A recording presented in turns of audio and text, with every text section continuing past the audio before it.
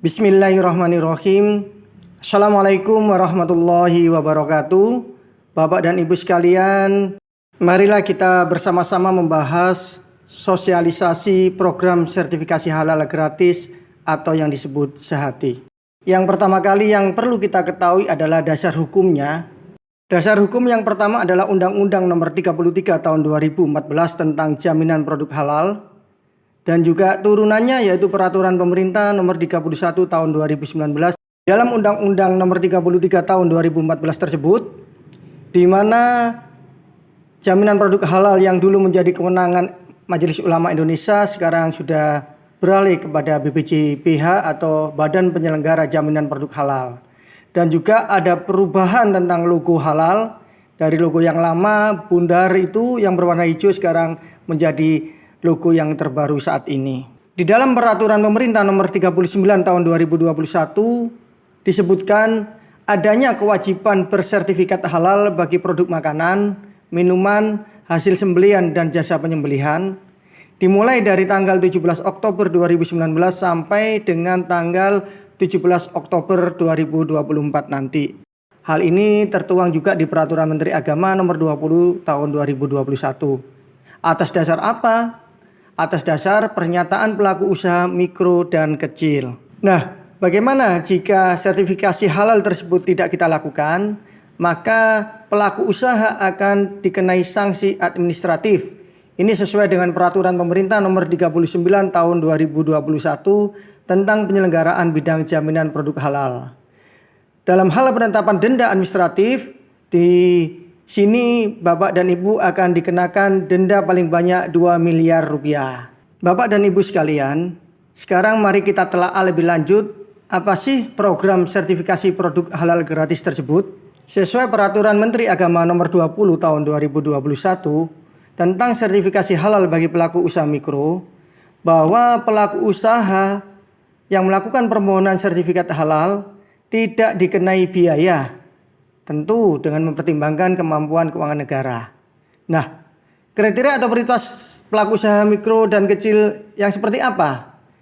Syarat-syaratnya yaitu belum pernah mendapatkan fasilitasi atau pembiayaan sertifikat halal, telah memiliki nomor induk berusaha atau NIB, dan memproduksi barang bukan penjual. Pelaku usaha nanti akan didampingi oleh pendamping proses produk halal. Tujuannya apa? Untuk memverifikasi dan memvalidasi pernyataan kehalalan oleh pelaku usaha.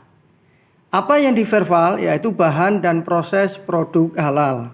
Nah, sekarang bagaimana petunjuk teknis pendamping proses produk halal?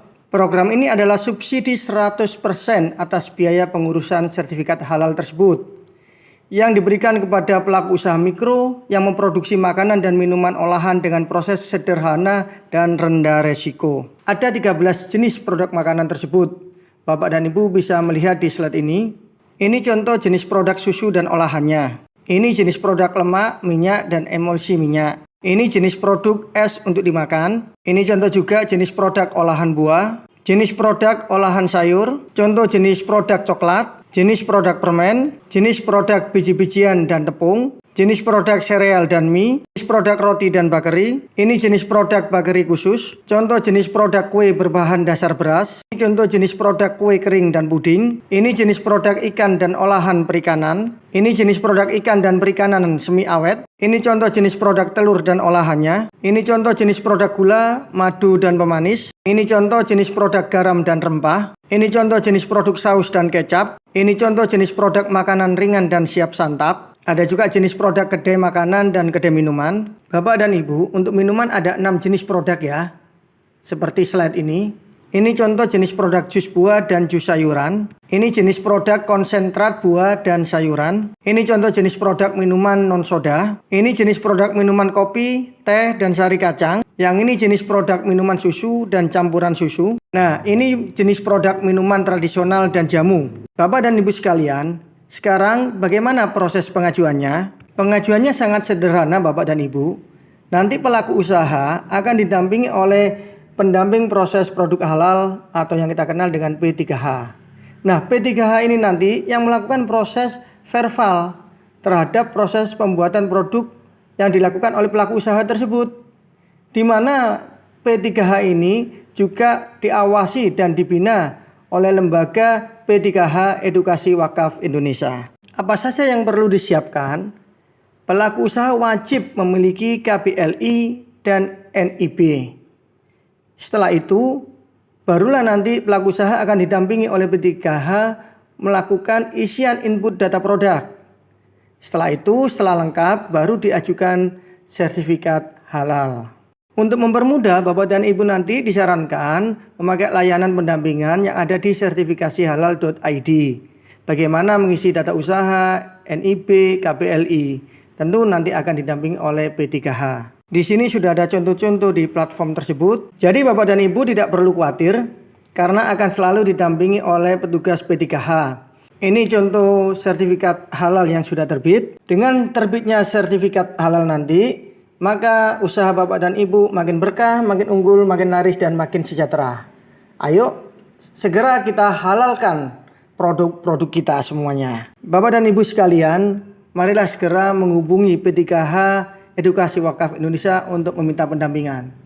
Saya kira ini yang bisa kami sampaikan. Kami mohon maaf jika ada hal-hal yang kurang berkenan. Saya Jatmoko Edi Suryanto mohon undur diri.